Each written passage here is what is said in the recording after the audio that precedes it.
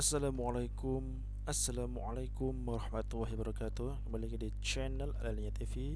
Di sini saya akan memberikan sebuah bukan ijazah tapi sejarah ya, pernah dilakukan oleh ini ya, saat Abah Sepuh mendapat ijazah sholawat Bani Hashim. Nah, sebagai umat Nabi Muhammad SAW, bersolawat kepada beliau adalah keniscayaan, bukan hanya sebagai kewajiban tapi sebagai bentuk syukur dan kecintaan serta kerinduan kepada beliau. Dari sini lahir aneka bentuk sholawat dengan redaksinya yang beragam. Salah satu bentuk sholawat itu bernama sholawat Bani Hashim. Sholawat Bani Hashim bisa dibilang sholawat khas Ikhwan Tiqiyaan Pontren Suryalaya. Apa sebabnya? Karena sholawat ini biasa dilantunkan oleh mereka yang menjadi murid Tiqiyaan Pontren Suryalaya. Memang sulit ditemukan ya sholawat ini di luar lingkungan Ikhwan Tiqiyaan Pontren Suryalaya. Karena sholawat ini biasa dilantunkan dan digaungkan di majelis-majelis zikir, hatam, dan manakib sebelum ataupun setelah kegiatan berlangsung, bahkan selesai sholat fardu pada saat musyafahah, dan dibaca menjelang azan 5 waktu. Dalam buku himpunan sholat sunat lengkap, bacaan berikut ini dimakan sholawat Bani Hashim. Allahumma sholli ala nabiyil hashimi Muhammad wa ala alihi wasallim taslima. Ya Allah, berikanlah rahmat serta salam kepada seorang nabi keturunan Bani Hashim, yakni Nabi Muhammad serta keluarganya, semoga tetap selamat dan sejahtera. Kamaluddin Koswara menceritakan dalam blognya yang bersumber dari Ai Abdul Jabbar, kehebatan sholawat Bani Hashim, bahwa suatu ketika Ki Haji Otong Siddiq Jaya Wisastra, wakil talkin, tengah mendapatkan kesulitan besar dan menghadap pangarsa Abah Anom, beliau menjawab dengan sebuah syair berbahasa Arab yang artinya, kalau mendapat sebuah kesulitan, pagi sudah rumit, sore makin sempit, bacalah sholawat Bani Hashim sebanyak-banyaknya. Nanti Allah akan melepaskan kesulitan itu sebesar apapun besarnya, seberat apapun beratnya, sehingga pedang pemenggal leher pun atau guletin bagi orang yang dihukum penggal kepala tidak akan turun. Awal ijazah sholawat Bani Hashim pun sudah mengandung kisah luar biasa. Diceritakan waktu itu Abah Sepuh mendapat tugas dari gurunya Mama Agung Syekh Tulhah Kalisapu Cirebon untuk bertabaruk belajar sholawat Bani Hashim kepada ahlinya, yaitu Syekh Khalil Bangkalan Madura. Abah Sepuh harus berjalan kaki dari Cirebon ke Madura bersama 11 orang murid-murid Syekh Tulhah lainnya. Jadi semuanya berjumlah 12 orang.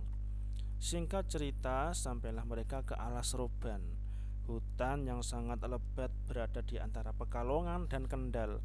Waktunya bertepatan saat maghrib. Ke-12 orang itu semua memasuki masjid yang saat itu ada orang tua yang sudah berdiri untuk menjadi imam. Orang itu lantas membaca niat dengan bacaan usolli fardul maghribi pitik ireng pitik putih wedhus gembel menda kebo pada melebu kabeh maring kandangi Allahu Akbar. Niat saya sholat maghrib, ayam hitam, ayam putih, kambing, domba, kerbau, semua masuk kandang masing-masing. Allahu Akbar. Spontan seluruh rombongan bubar kecuali Abah Sepuh. Begitu mendengar imam membacakan hal itu, dan mereka langsung kembali ke Cirebon. Begitu selesai sholat, imam menoleh kepada Abah Sepuh yang tinggal seorang diri. Selanjutnya imam berkata sambil tersenyum, oh memang koyok ngene angger wong nganggo otak, sampai insya Allah berhasil. Begitulah orang yang menggunakan otak, kamu pasti berhasil. Kenapa Abah Sepuh tetap bermakmum? Sebab beliau cerdas dan mengetahui sekalipun imam mengucapkan seperti itu, sholat tetap sah, sebab ucapan tersebut dilakukan di luar sholat. Sampai di Bangkalan, ia langsung diijazah sholawat Bani Hashim oleh Syekh Khalil. Saat pulang, beliau diantar ke tepi pantai dan disediakan perahu yang hanya muat untuk seorang diri. Beliau mencari-cari pendayung tetapi tidak menemukan, bahkan dayung pun tidak ditemukan pula.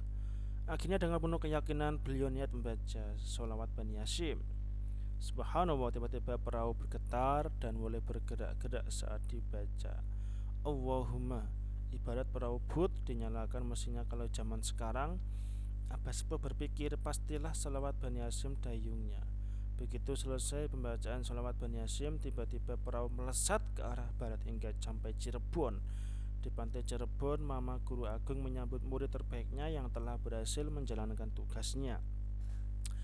Dengan sholawat Bani Hashim memiliki faedah yang besar apabila diamalkan tergantung situasi dan kebutuhan. Sebagaimana diriwayatkan dari Anas ibnu Malik, Rasulullah SAW bersabda, siapa yang bersolawat kepadaku, solawatnya sampai padaku, dan aku bersolawat padanya, mendoakannya, dan dicatat sebagai 10 kebaikan. Hadis riwayat Tabrani.